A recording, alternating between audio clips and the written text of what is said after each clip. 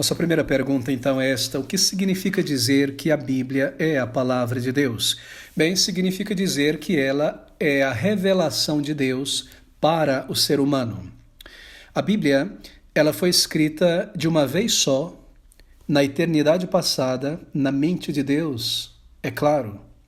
Mas na história, Deus revelou a sua verdade, a Bíblia, de uma maneira progressiva. Ele desdobrou progressivamente ao longo do curso da história aquilo que ele se determinou na eternidade passada revelar ao homem no tempo e no espaço. A Bíblia, então, é a revelação progressiva de Deus e da sua vontade ao homem. A sua revelação sobre a criação, sobre a queda, sobre o pecado, sobre o Salvador, sobre a salvação, sobre a igreja e sobre o propósito de Deus para o futuro e para a eternidade. E a Bíblia, ela não apenas contém a palavra de Deus, mas a Bíblia é a palavra de Deus, ainda embora haja na Bíblia registro de coisas que Deus desaprove, como o pecado e narrativas que mostram grandes pecados e coisas tantas, mas a Bíblia, embora registre tais coisas, é obviamente a palavra de Deus.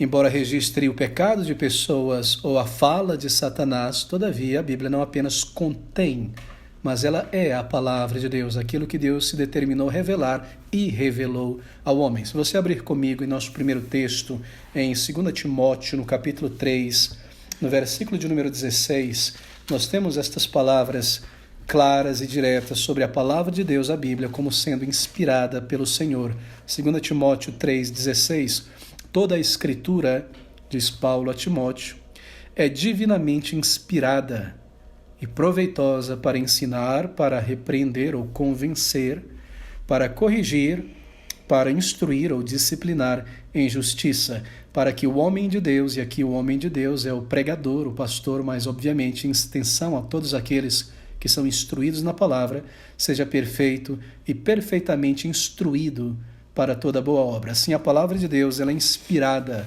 por Deus. Bem, ela, a própria Bíblia, declara ser a palavra de Deus. 400 vezes no Antigo Testamento, nós lemos o seguinte: isso é o que diz o Senhor, ou assim disse o Senhor, ou o Senhor falou, ou a palavra do Senhor veio a mim. Dezenas, centenas de vezes nós vemos a própria Bíblia declarar ser ela própria a palavra de Deus.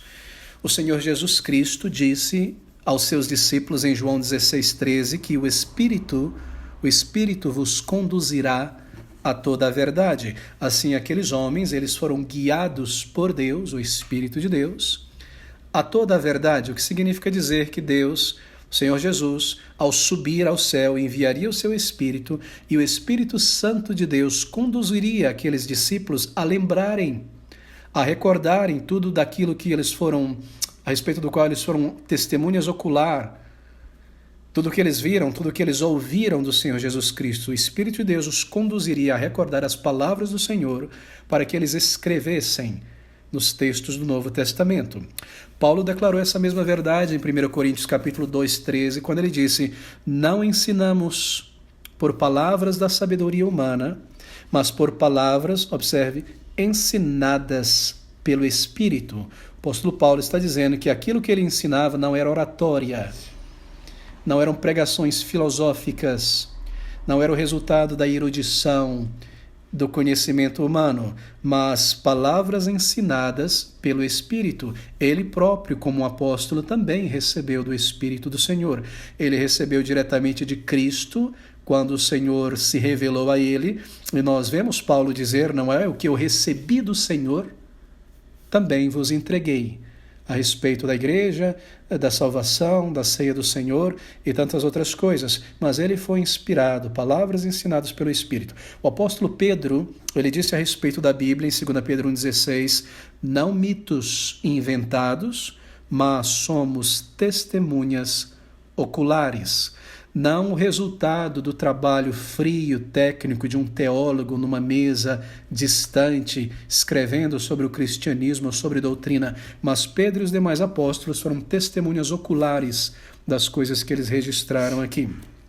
O apóstolo João, em 1 João 1,3, diz: nós proclamamos o que temos visto e o que temos ouvido. Assim nós temos o testemunho da própria palavra de Deus, dos escritores, como a Bíblia sendo inspirada por Deus, sendo a palavra de Deus. E há muitas outras provas, não é?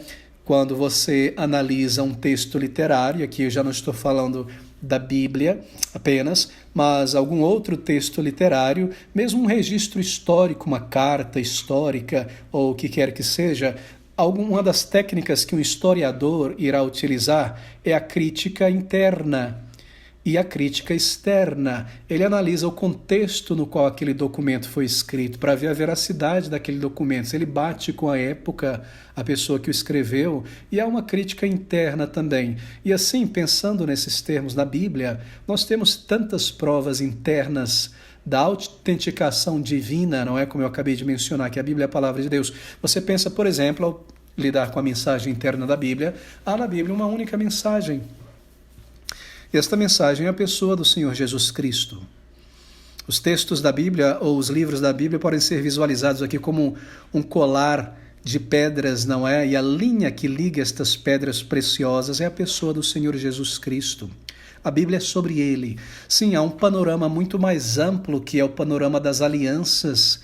Deus tratando com o ser humano por meio de alianças, não é? Nós temos a aliança das obras no Antigo Testamento, em Adão, e depois nós temos a aliança da graça, correndo em paralelo com a aliança das obras do Antigo Testamento, graça e obras andando juntos, não para a salvação, mas se contrapondo, para que o homem aprendesse que a lei ou o pacto das obras era uma demonstração de que pela obra do homem, pelo mérito humano, em seu pecado é impossível que ele alcance a salvação, mas a todo tempo o pacto da graça, a revelação da salvação pela graça, no Antigo Testamento, percorre ali todo o contexto. Assim, nós temos esse panorama da Bíblia, mas a linha, ou essa luz que perpassa tudo na Bíblia, é a pessoa do Senhor Jesus Cristo. Se você fizer um estudo devocional ali na Bíblia, você vai encontrar o Senhor Jesus Cristo em Gênesis, em Êxodo, em Levítico, e nós poderíamos passar horas e horas observando a pessoa do Senhor Jesus Cristo em tipos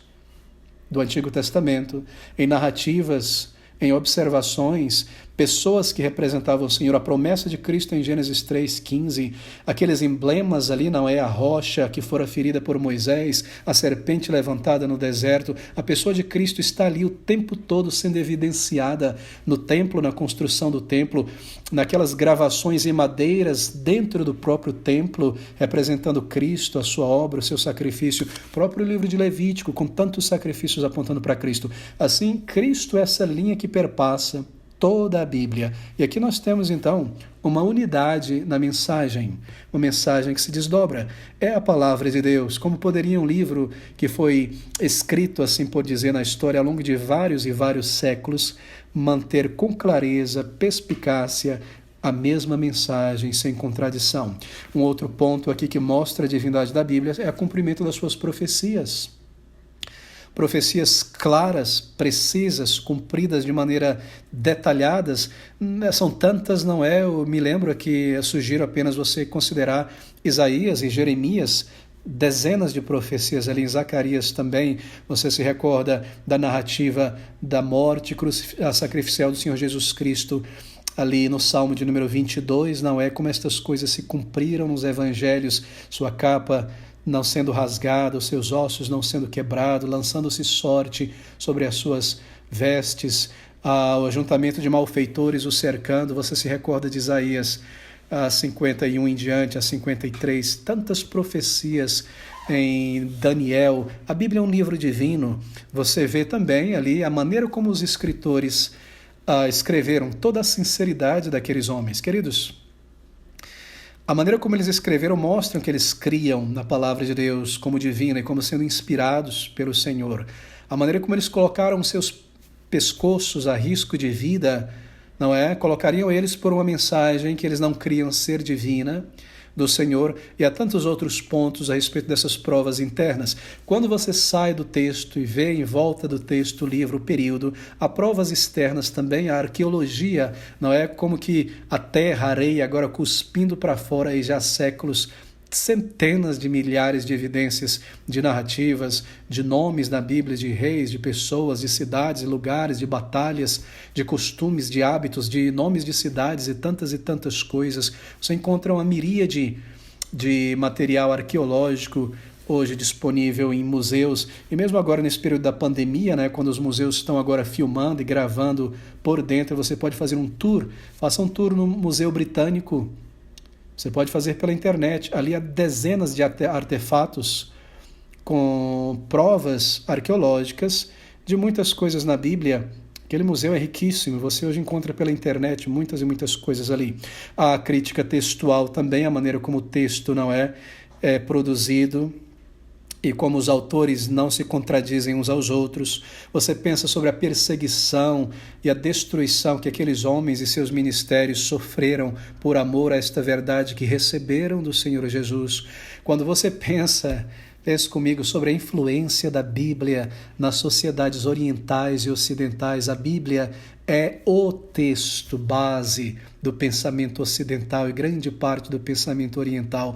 Mesmo pessoas que não creem em Deus, mesmo ateus, recentemente eu estava folheando o livro de um filólogo. O filólogo é alguém que estuda as civilizações através de suas linguagens, da sua língua.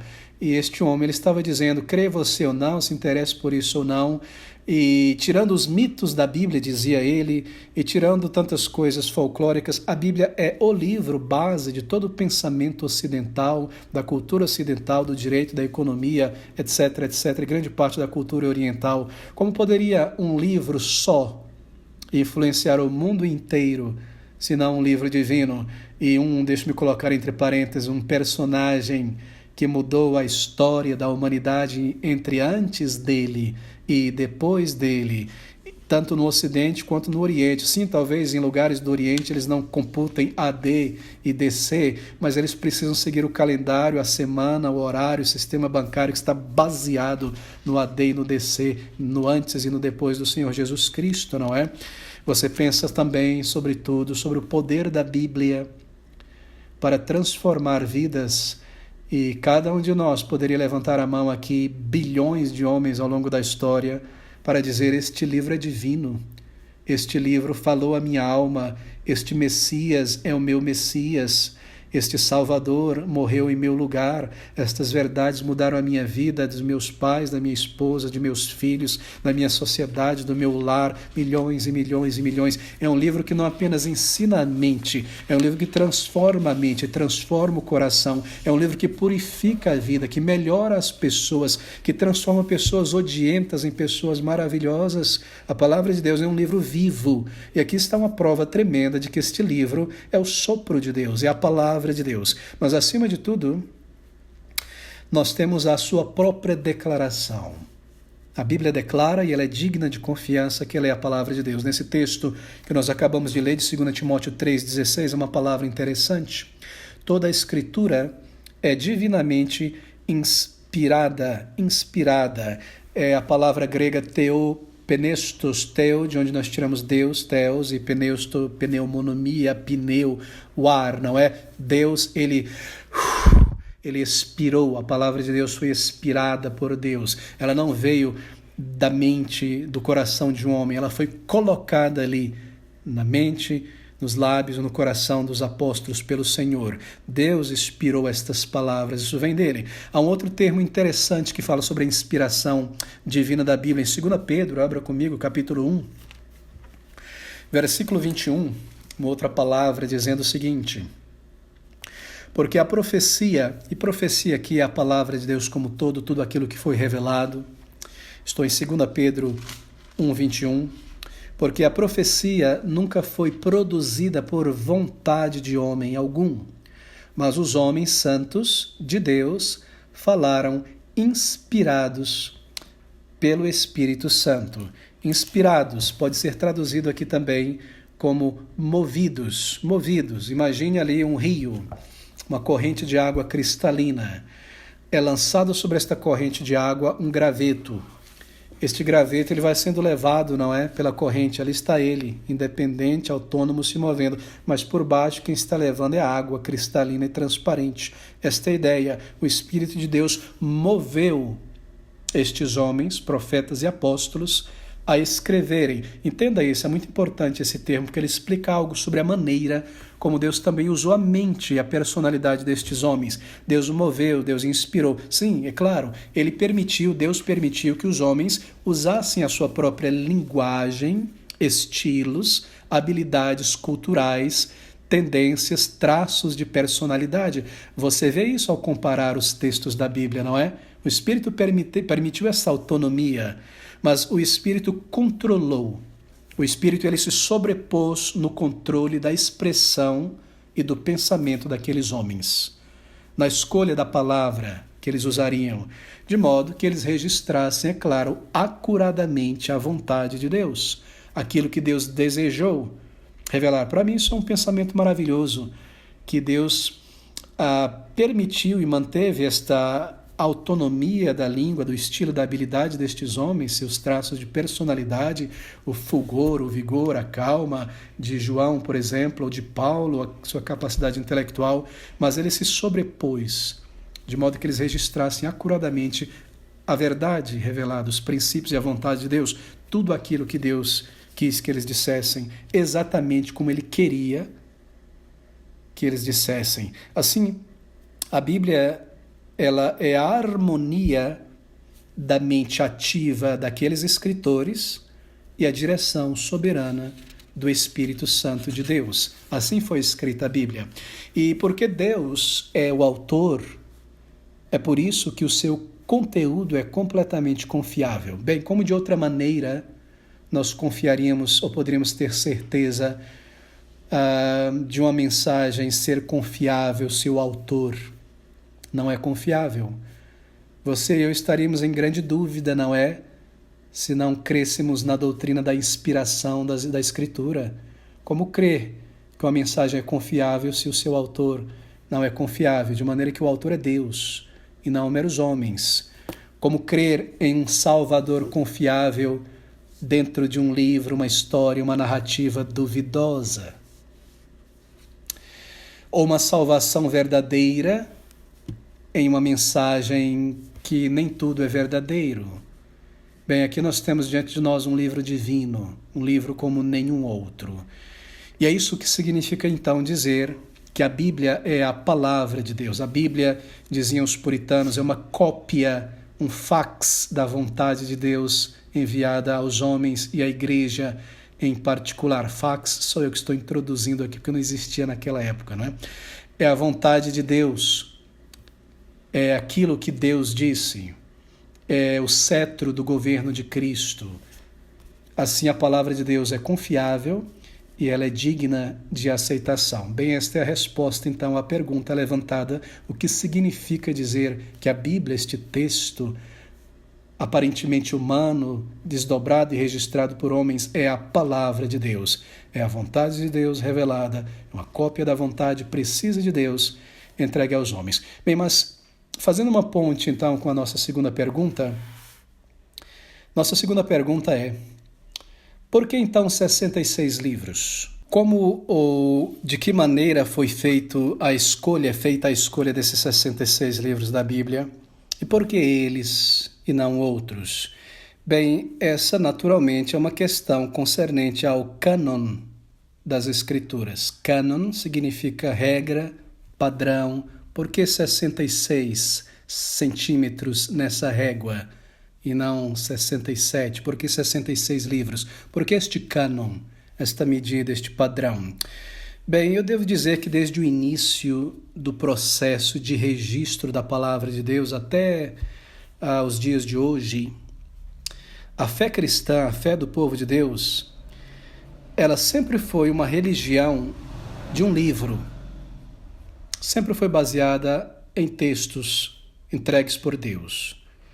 O povo de Deus, mesmo ao longo desse processo de registro, sempre teve um grupo de textos, um grupo de escritos, sempre teve um pequeno cânon de verdades reveladas por Deus, que serviu para o povo de Deus como guia, não é, nas questões de fé e questões da vida. Por exemplo, no período do Antigo Testamento, Deus anunciou que profetas seriam seus porta-vozes. Se você abrir comigo em Deuteronômio 18, aqui está a prova.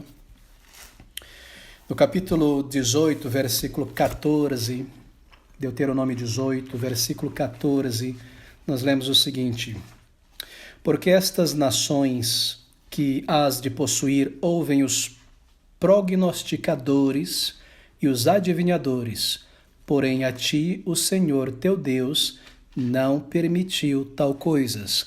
Eles não receberiam sua informação espiritual, metafísica, do além, da eternidade, por homens não designados por Deus, espíritos, demônios, mas sim, versículo 18, pelos profetas: eis, lhe suscitarei um profeta do meio de seus irmãos, como tu, Moisés, não é? E porei as minhas palavras na sua boca, e ele lhes falará tudo o que eu lhe ordenar.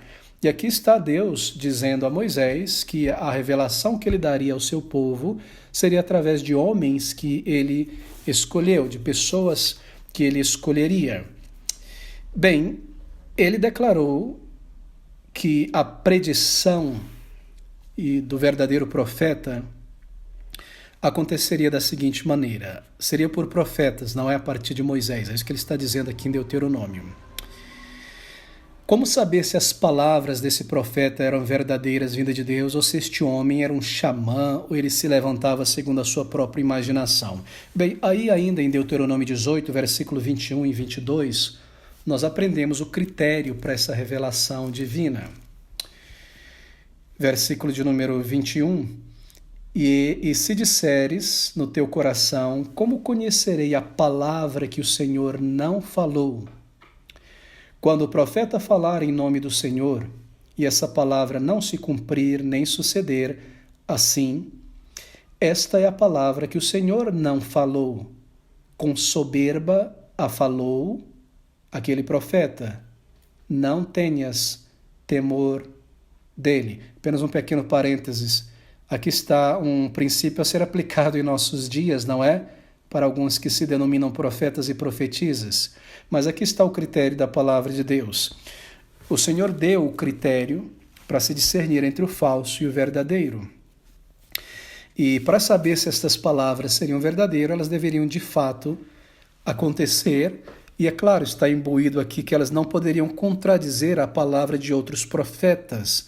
Há uma consistência na revelação profética e nós veremos isso em alguns instantes. Em segundo lugar, Deus declarou que a mensagem de seus profetas sempre estaria em acordo doutrinário. Em acordo doutrinário com a mensagem previamente revelada. Nenhum profeta poderia contradizer os demais. Por quê? Porque Deus não se contradiz.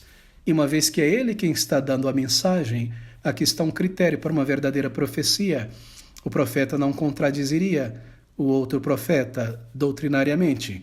Foi assim que Deus estabeleceu aquilo que em teologia atualmente, ou desde a Reforma Protestante, nós temos apelidado de a analogia da fé, ou a analogia da doutrina, que toda revelação futura sempre estaria de acordo com seu conteúdo, com revelações anteriores. A analogia da doutrina ou da fé que nós aplicamos hoje é isso. Quando nós lemos uma doutrina lá em Pedro, essa doutrina de Pedro, ela não pode contradizer a mesma doutrina declarada por Isaías, ou a de Paulo, declarada por Zacarias ou por Moisés. Isso é a analogia, não é? Você tomar uma doutrina, por analogia, a mesma doutrina no Antigo Testamento, comparando. Não pode haver contradição. Esse é um princípio de interpretação bíblica. E esse é um princípio fundamental. Por que eu digo fundamental? Nós não estamos lidando com interpretação bíblica hoje, mas é fundamental entender isso porque alguns líderes evangélicos têm dito que o contexto é o rei para a interpretação bíblica. Mas não é o rei, não. Porque além do contexto, você deve aplicar a analogia da doutrina, a analogia da fé. Não é apenas o contexto quem decide o significado de uma passagem. Essa passagem da palavra de Deus, ela precisa ser comparada, ou a verdade, a doutrina que está sendo ensinada ali, precisa ser comparada com a mesma verdade no Antigo Testamento ou em algum outro texto da Palavra de Deus. Assim nós fazemos essa analogia da fé, essa analogia da doutrina. Bem, eu fecho o meu parêntese aqui, mas para mostrar a importância de que depois de aplicarmos as regras de interpretação da Palavra de Deus, verificarmos o que o contexto diz, nós também aplicamos essa analogia da fé, porque Deus nos deu ela. Um profeta não poderia contradizer outro profeta. Toda revelação futura no progresso da revelação de Deus sempre estaria de acordo em seu conteúdo com revelações anteriores. Assim, quando nós estudamos o Novo Testamento, nós comparamos com o Antigo e vice-versa, uma vez que o Novo ele lança luz interpretativa sobre o Antigo Testamento. Isso é muito importante e esse é um critério para que o povo de Deus na Antiguidade já tinha para saber quando algo realmente vinha do Senhor. Em terceiro lugar, o Senhor também, no passado, ele autenticou os seus verdadeiros mensageiros, capacitando esses mensageiros a realizarem sinais miraculosos. E aqui está o ponto de que sinais e maravilhas são típicas daqueles que haveriam de registrar a palavra de Deus. Fosse no Antigo Testamento, os profetas não eram quem realizavam estes sinais e maravilhas, ou aqueles que estavam imediatamente com eles, sob a condução desses profetas, e no Novo Testamento os apóstolos, porque eram sinais dos apóstolos e daquele pequeníssimo grupo apostólico. Quando nós pensamos sobre sinais e maravilhas, isso acontecia pouco e era realizado pelos apóstolos e o grupo apostólico. A ideia que o movimento pentecostal dá hoje é que sinais e maravilhas aconteciam o tempo todo, em toda reunião, por todo crente, em todo lugar, mas não é verdade. Não é verdade. Mas Deus, desde a antiguidade, também autenticou seus verdadeiros profetas, capacitando-os a realizarem sinais miraculosos. Assim, Moisés, e então a escola de profetas subsequente a Moisés, e nós lemos muito sobre a escola dos profetas, não é, no Antigo Testamento, os demais profetas que vieram, seus líderes principais, Samuel e assim por diante, Elias, Eliseu, etc., etc., eles cuidadosamente coletaram e preservaram os inscritos inspirados por Deus, os inscritos históricos, narrativas históricas e proféticas da nação, dada para a nação, conforme isso aí foi composto. As escolas dos profetas guardavam e registravam os textos que Deus dera à sua nação. E é dessa maneira que se inicia, então, a formação do cânon das Escrituras. Já passando para o período do Novo Testamento, o Senhor Jesus Cristo, que é a segunda pessoa da Santa Trindade, Deus eterno, ele pessoalmente, em seu ensino, em sua palavra, ele validou para a sua igreja o cânon completo do Antigo Testamento. Ele não desprezou o Antigo Testamento, ele validou o Antigo Testamento. E o Antigo Testamento, que era usado no judaísmo palestino do primeiro século, é claro, a saber, os livros, 39 livros do cânon hebreu, de Gênesis a Malaquias. E assim a igreja do primeiro século, ela então herda, ela começa ali no primeiro século, não que a igreja tenha começado ali, mas digamos que ela começou publicamente, não é? Foi assim inaugurada. Ela herda e ela começa já no seu colo, em seus braços, com 39 livros dados por Deus. 39 livros inspirados por Deus. E o ponto que eu quero chegar aqui é mostrar que o cânon da Bíblia, os 66 livros, não foram escolhidos 300 anos depois de Cristo, no quarto século, como alguns dizem. Estou mostrando que Deus foi organizando o cânon das Escrituras desde o Antigo Testamento, e a igreja no Novo Testamento já recebe esses 39 livros.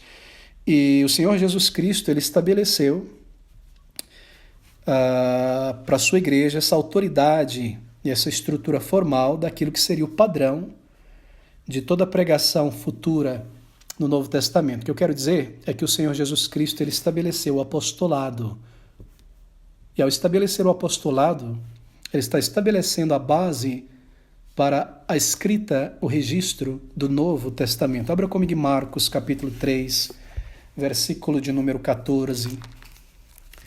Nós lemos o seguinte: Marcos 3,14, o Senhor Jesus e nomeou 12 para que estivessem com ele e os mandasse a pregar. Aqui está o Senhor Jesus estabelecendo para a sua igreja uma autoridade, uma estrutura formal daquilo que seria a fonte, o padrão de toda a pregação futura do Evangelho, o apostolado. Deus estabelece esse padrão no Antigo Testamento, como nós vimos, dando a Moisés, não é o padrão para o profeta.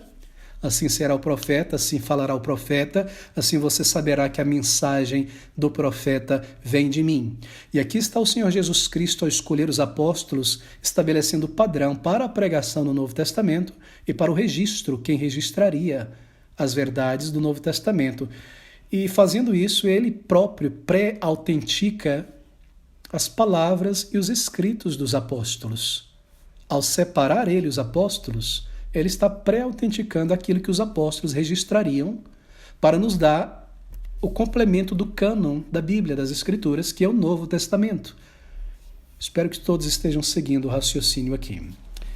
Em João capítulo 14, abra comigo no versículo de número 26, o Senhor diz assim: mas aquele Consolador, o Espírito Santo, que o Pai enviará em meu nome, esse vos ensinará todas as coisas e vos fará lembrar de tudo quanto vos tenho dito. Não poderia ser mais clara, não é? A inspiração da palavra de Deus, a inspiração do Novo Testamento, a inspiração aqui dos escritos apostólicos. Porque aqui o Senhor Jesus, ele promete que o Espírito Santo coordenaria a produção dos evangelhos. E assim, no tempo devido, é claro, Deus ele autenticaria os apóstolos como canais de revelação do Novo Testamento, assim como ele autenticou os profetas no Antigo Testamento. Ele, então, no tempo devido, depois de ter chamado esses apóstolos, como nós lemos em Marcos, ele irá autenticar estes canais, dando a eles o poder de realizarem milagres. Paulo fala sobre os sinais do meu apostolado, dizendo com milagres, maravilhas, curas, não é?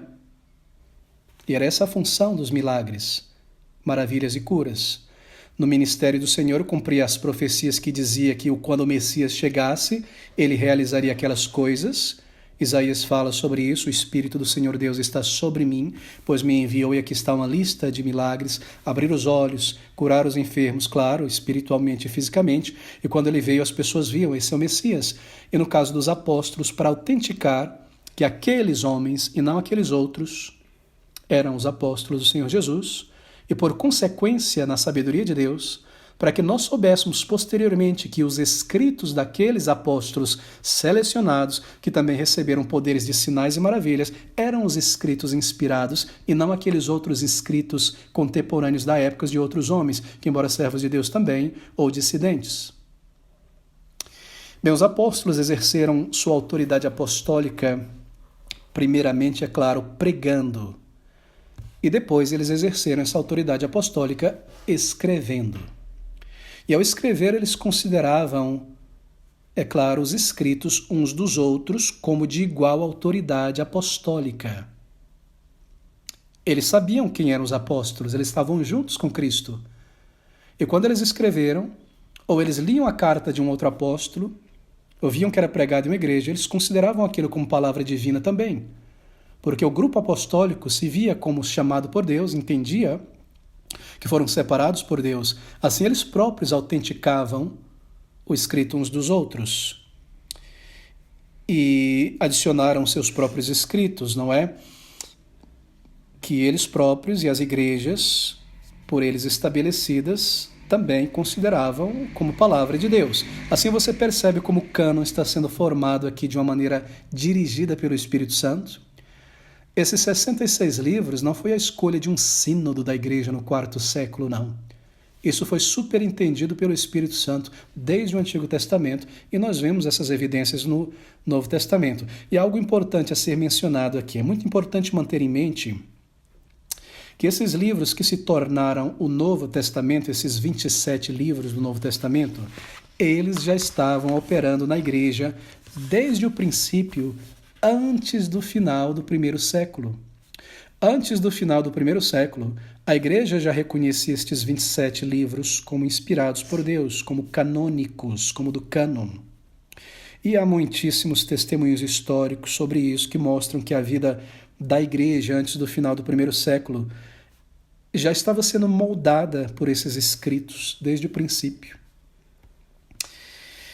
É claro que a incerteza sobre alguns dos escritos do Novo Testamento, como sendo inspirado ou não, como algumas das cartas dos apóstolos, essa incerteza ela só surgiu mais tarde como resultado de certas ações que aconteceram dentro de igrejas locais ou resultado de ações contra igrejas locais, para lançar dúvidas sobre as verdades da palavra de Deus. Começaram, claro, a se lançar dúvidas sobre os textos, se eram inspirados ou não. Haviam muitas pessoas contra Paulo, contra João, contra os apóstolos que se espalhavam pela Grécia, não é? Querendo a proeminência, e naturalmente que depois eles criticariam os textos de Paulo. Mas essas críticas só vieram posteriormente. No primeiro século, a igreja já tinha essa percepção histórica da validade desses 27 livros. E eu lembro também a todos que isso foi somente por volta do ano 397, na cidade de Carthage, que um concílio chamado Concílio da Igreja ou das Igrejas foi reunido entre muitas igrejas daquela época para afirmar aquilo que já era universalmente conhecido, a canonicidade dos 27 livros do Novo Testamento. Ou seja, nós temos documentos aí do quarto século de concílios onde muitas igrejas se reuniram para defender esses livros, mas isso não significa que foi nesse século que foi decidido que isso era livro inspirado ou não. Eles se reuniram apenas para afirmar isso aí, escrever e pôr uma declaração de fé e combater outros textos que não eram inspirados, ok? Bem, a afirmação, então, de que o cânon da Bíblia somente foi completo e fechado, isto é, esses 66 livros, isso só foi realizado 200 anos depois da Igreja ter iniciado, isso é falso. Essa é uma afirmação que vem aí de teólogos liberais, a partir do século XIX, XVIII, que você começa a ouvir esse tipo de coisa. Bem, a pergunta, então, é: qual é o critério utilizado, então, pela Igreja no início, no primeiro século, para diferenciar entre um escritor inspirado por Deus de outros escritores não inspirados? Bem, os critérios foram vários, já mencionei alguns deles. Primeiro, qual o critério deste livro, desta carta? Porque haviam muitas espalhadas, não é? Às vezes um discípulo escrevia uma carta consolando uma igreja, Apolo pode ter feito isso, Áquila e Priscila, mas como diferenciar entre uma carta inspirada por Deus, apostólica? Aí está aqui. Critério apostólico, a apostolicidade desse texto. A pergunta que eles fizeram foi: essa carta, esse texto, foi escrito por um apóstolo? Foi escrito por alguém associado com os apóstolos, o grupo apostólico, como Marcos ou Lucas, né? Nós cremos que Marcos, que Pedro, o evangelho de Marcos é o evangelho de Pedro, mas Marcos foi quem redigiu, Pedro falou. Nós sabemos que Atos foi escrito por Lucas, e o Evangelho de Lucas, mas Lucas não era um apóstolo, mas pertencia ao grupo apostólico. Então esse é o primeiro critério. Esse texto, essa narrativa, esta carta, foi escrita por alguém associado com os apóstolos. Segundo critério, a antiguidade dessa carta, desse texto. Esse texto que nós temos aqui hoje no século IV, quando ele foi escrito? Ele foi escrito no período dos apóstolos, quando os apóstolos estavam vivos, ou bem depois? Esse é um critério, porque se é para ser inspirado tem que ter sido escrito no período dos apóstolos, não pode ser um texto do século III, do século II. Um outro critério para a canonicidade e inspiração desse texto é a ortodoxia. Esse texto aqui, ele é doutrinariamente correto? Ele está de acordo com a fé apostólica? O que ele descreve sobre o Senhor Jesus Cristo em particular, a obra do Senhor, a pessoa do Senhor, está de acordo com aquilo que os apóstolos escreveram? Ou esse texto tem nuances negando a divindade de Cristo e tantas coisas? Então a ortodoxia era um critério. Quarto, a catolicidade do texto. Católico quer dizer universal, esse é o significado primário da palavra católico. Aquele texto ele era universalmente aceito por todas as igrejas em toda parte já naquela época, ou era um texto que era aceito por uma, duas, três igrejas apenas? Porque naquele período, quarto, quinto, terceiro século, ou mesmo no final do primeiro século, os textos inspirados já estavam girando nas igrejas, eram lidas as cartas nas igrejas, cópias delas. Era usado em todas as igrejas para o ensino. Em outras palavras, era inspirado, havia marcas dessa inspiração nesse texto. São esses os critérios para diferenciar entre um escrito inspirado por Deus e outros escritos ou textos não inspirados por Deus. Bem, esse número de livros, 27 no Novo Testamento, 39 no Antigo Testamento, eles têm sido permanentes, então, nessa quantia, 66, desde o início da igreja. E ninguém tentou seriamente adicionar outro livro, outro texto a esse cânon de 66 por 16 séculos. Foi somente no século XVI que a Igreja Católica Romana adicionou à sua Bíblia, isto é, à sua tradução, outros 7 livros. Nós lidamos com esse tema, não é sobre os apócrifos, textos que foram rejeitados pela Igreja por 16 séculos. E a Igreja Católica fez isso, nós recordamos, como uma maneira de atacar a Reforma Protestante.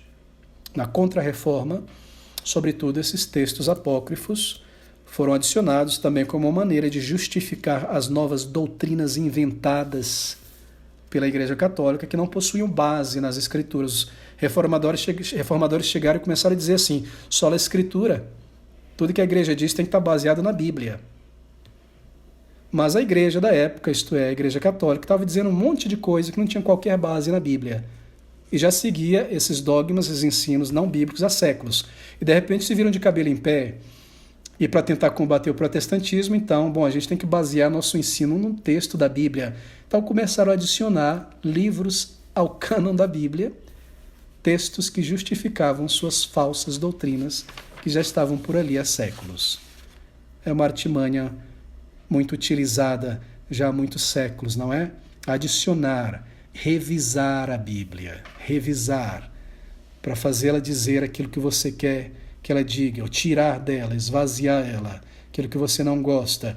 Nós vemos isso em muitas formas, pelo pentecostalismo adicionando à Bíblia suas visões, seus sonhos, suas supostas palavras do Senhor. Nós vemos os liberais conclamando todo mundo para relativizar, revisar a palavra de Deus. Não há nada de novo.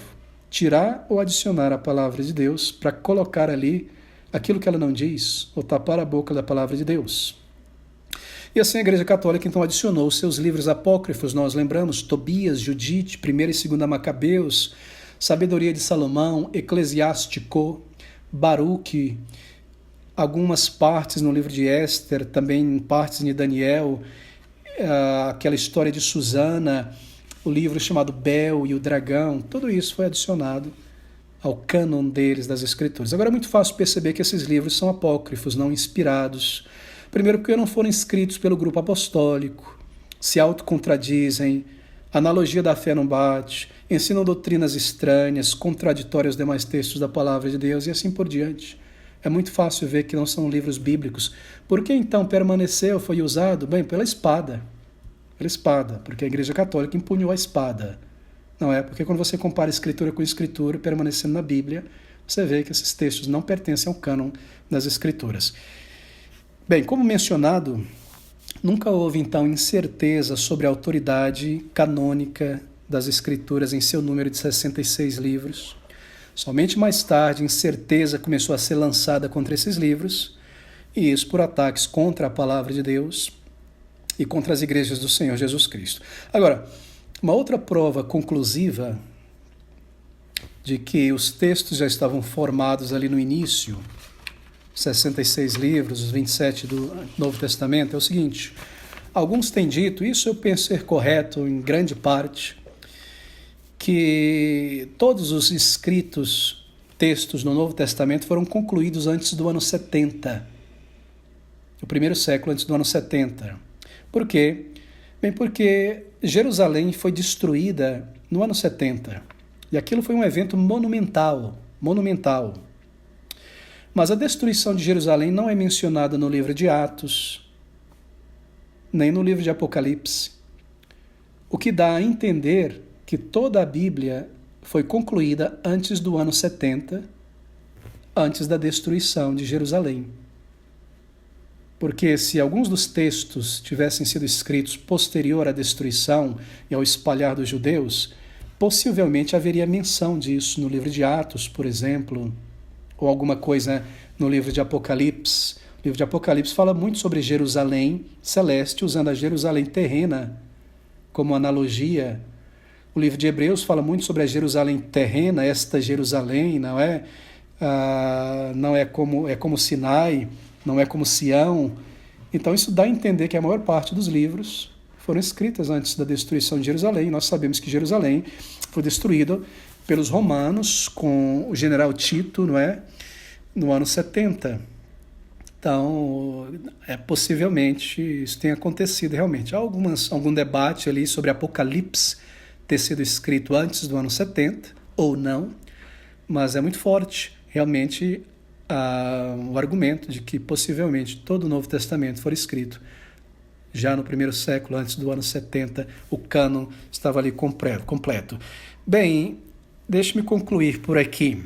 Uma pergunta que se levanta para finalizar nesse ponto é a seguinte: certamente a palavra de Deus foi registrada e nós temos ali na mão daqueles profetas e dos apóstolos e associados os manuscritos, os autógrafos, não é? Manos de mão, escrito pela mão, pela unha, pelo dedo, a carne dos apóstolos, autógrafos, os textos que eles escreveram. Mas nós sabemos que esses autógrafos, em sua maioria, se perderam. Foram queimados, foram dispersos, desapareceram, não é? E a pergunta se levanta: bem, uma cópia do texto original, ela é a palavra de Deus mesmo? Ou só o texto original é a palavra de Deus? E nós podemos estender isso aí ainda, né? Uma tradução para uma outra língua do texto original ou da cópia é a palavra de Deus? Ou só o texto, o autógrafo, é a palavra de Deus? Essa é uma boa pergunta. Alguns têm usado esse argumento para negar que a Bíblia que nós temos hoje, a nossa tradução e as cópias não são a palavra de Deus. Eu particularmente me recordo de um jovem em uma outra cidade, evangelizando com ele em outro país, na verdade, dizendo esta aqui, eu estava com a Bíblia na mão, uma cópia da Bíblia na minha mão, e evangelizando uma pessoa, dizendo aqui a palavra de Deus. E ele, depois do evangelismo, veio e me chamou para me botar em ordem, dizendo: não, você não pode dizer isso, que esse livro aqui é a Bíblia, a palavra de Deus, porque os manuscritos originais se perderam, isso aqui é uma tradução. Ao falar assim, é como você tentar cortar as pernas e depois tentar correr. Como é que você vai evangelizar alguém ou crer em qualquer coisa? Mas a pergunta é boa. Bem, e a resposta é a seguinte: os profetas e as escolas dos profetas e posteriormente os escribas e suas escolas, todos eles fizeram cópias escritas dos originais e usaram estas cópias. Os originais se perderam, foram queimados, foram destruídos, se decomporam, mas as cópias foram mantidas. E essas cópias foram utilizadas. No tempo do Senhor Jesus Cristo, o que eles usavam nas sinagogas eram cópias. Quando o Senhor Jesus Cristo entrava em uma sinagoga, lhe era dado não o texto escrito pela mão de Isaías ou Jeremias, mas uma cópia feita por um escriba do texto original.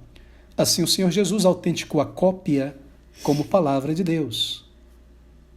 Por quê? Porque nesse sentido somente é que a letra mata e o espírito vivifica. O importante não é a relíquia, o importante é a mensagem. E como ela foi corretamente, perfeitamente copiada, e lembre-se que os escribas judeus eram incrivelmente precisos, padronizados e meticulosos em sua maneira de copiar, Deus certamente preservou a mensagem, indo embora o texto do papel ou o couro, o autógrafo original se perdeu. E isso também se aplica a uma tradução. Por exemplo, no Novo Testamento, quando os discípulos citam o Antigo Testamento, no grego, não é porque eles escreveram o texto do Novo Testamento no grego, quando eles citam o Antigo Testamento, eles estão citando uma tradução do Antigo Testamento, que é a Septuaginta. Septuaginta, de 70, foi a tradução do Antigo Testamento para o grego, realizada por 70 judeus, 300 anos mais ou menos antes de Cristo, no Egito, em Alexandria. E essa cópia era utilizada como o Antigo Testamento no grego, e os apóstolos utilizavam essa tradução. Tenho usado a palavra cópia, mas me refiro à tradução. Os apóstolos utilizavam essa tradução como a palavra de Deus e citavam desta tradução. Assim, o Senhor citou a Septuaginta, quando ele se refere ao Antigo Testamento, e os apóstolos também, ao escreverem, citarem, eles estão tirando o texto do Antigo Testamento exatamente como está na Septuaginta. Assim, queridos amigos, é o Espírito quem vivifica, de maneira que a nossa tradução, ela é a palavra de Deus. Nós lidaremos no próximo estudo, Deus permitindo, na quarta-feira, com esta questão específica da tradução. Qual a tradução correta, a maneira correta, equivalência formal, paráfrase, e nós veremos sobre isso. Mas a tradução do original, do texto fiel, é a palavra de Deus. Então nós temos aqui 66 livros, um número fixo, de origem divina, universal, preservada pelo Espírito Santo de Deus para o seu povo.